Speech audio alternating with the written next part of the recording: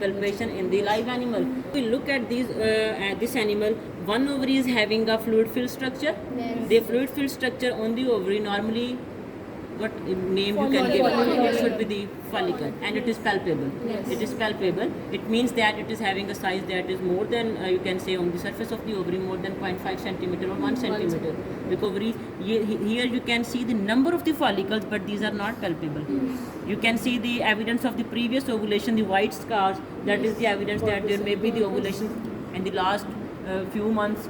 How longer it is, we cannot sure about, but we can say that there may be the evidence of the ovulation, because the white scar theoretically we have learned about it is the corpus albicans. It is the remnant of the regressial of the previous cycle. Okay, so ovary here you can see a very well developed structure. If just looking at the shape visually, you can easily name it as this is the corpus luteum, because it is having a defined you can say base and a top. So normally we say that ideally the fully developed corpus luteum right after the Diestrus, that is going to enter in the Diestrus. Within the Diestrus, within 2 or 3 days after Diestrus, or you can say the corpus luteum of the mid cycle, it is having the crown shaped top. Yes. You are just going to look for the change in the shape gradually. Any shape, if blindly I am going to palpate, I can just palpate that on one ovary there is a palpable follicle, fluctuating fluid fill. It means that it is more than, to me it is more than 1 centimeter almost right now. Okay. Then on the other ovary, I'm just looking for how you can palpate. You have the idea. Okay, you are going to grasp the ovary between your index finger and middle finger, and your thumb should be free so that you can palpate the entire surface of the ovary. You are not going to miss any centimeter, any half centimeter, even the millimeter look. You are just moving your tip of the thumb on the ovary smoothly, and you are sometimes you are just tapping to look for is there any change in the texture of the ovary anywhere. If there is change in the texture, it means that there is a new structure on the ovary. You have the information about the normal texture of the ovary, and if there is a follicle, the texture at that particular area will be different. A meat-like structure having some kind of the height on the ovary, and it is not softer, so that you cannot go for the developing CL. Not having our fluid-filled depression, we are not going to say it as the developing corpus luteum. That is technically the corpus hemorrhagicum of Diestrus. Okay, it is not having you can say the round crown. It means that there is a change in the texture. It is somewhat more toward the meat-like texture from the liver, or the softer texture. It is more toward the meat-like texture. It means that this is of the Diestrus. That is sure. We are sure about the palpable CL having the all features of the CL within the normal range. So we can say it is within the Diestrus, and within the Diestrus I can say that this is the mid Diestrus, half of the Diestrus. Here on the one ovary, palpable follicle on the other ovary. What day of the anyone else?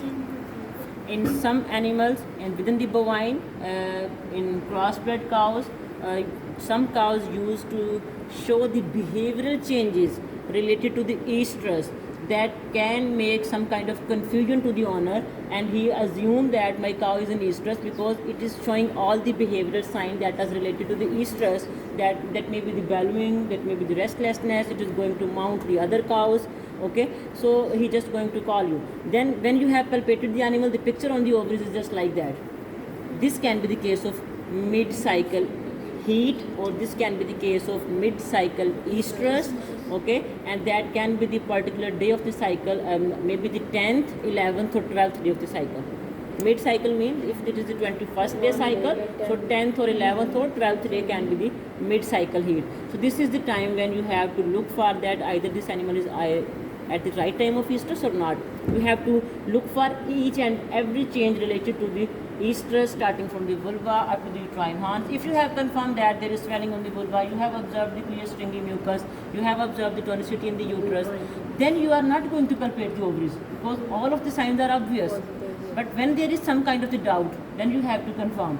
Either it is animal in the estrus, then you have the information. Sometimes in bovine, the cow used to come into the estrus or show the sign of heat, the behavioral changes at a particular day of the cycle. That can be the mid-cycle estrus or mid-cycle heat, and it is the 10th, 11th or 12th day. At that particular day, you can find these structures even on the same ovary. Sometime it happens that you have a fully developed follicle and a palpable CL on the same ovary, depending upon the the ovulation from the which ovary in the previous cycle is going to take place. So it depends upon. In this animal, the ovulation was from this ovary in the last time, and now a fully developed follicle you are having on the other ovary. So you can relate it with the mid-cycle estrus. And what will be your decision? Will you go for the insemination? No, because if you are going to inseminate at that time, that will be the wrong time insemination. And after insemination, the farmer again will call you after 7 or 10 days, my cow is again in the estrus. Actually, this is the right estrus now. Okay, so this will give you the bad name. It will be, you can say, harm your repute.